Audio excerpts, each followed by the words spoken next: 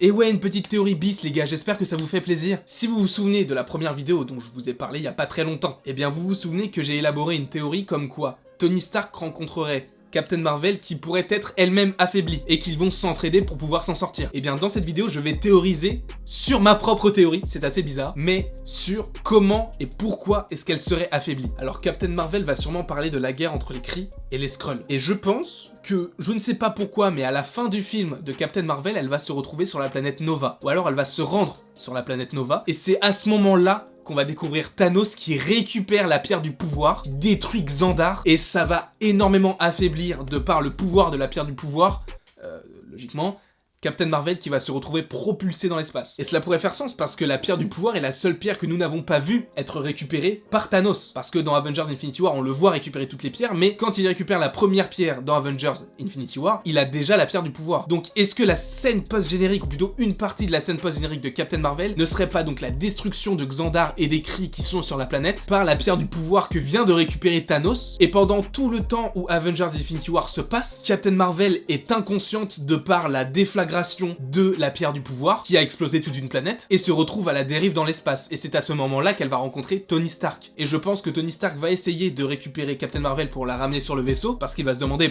qui c'est cette meuf qui ressemble à une terrienne. Et je pense que ça peut être à ce moment-là que Tony Stark récupère le petit beeper qu'a Captain Marvel sur elle qui sert à être appelé par Nick Fury en cas de besoin. Après, il faut énormément de si et de si, mais ça pourrait fonctionner et ça pourrait être ça la scène post-générique de Captain Marvel. Évidemment, ça pourrait, ce n'est qu'une théorie. J'aimerais trop que ça se passe comme ça. Je sais pas, j'ai tellement hâte aujourd'hui là actuellement de regarder Captain Marvel. Bon, il va falloir attendre un petit peu, mais bon, c'est pas très grave. N'hésitez pas à aimer, à partager, à commenter, à me dire justement en commentant ce que vous pensez de cette théorie et si vous pensez que la scène post-générique peut être autre chose que cela. Et donc merci d'avoir visionné cette vidéo et je vous dis à la prochaine pour la prochaine.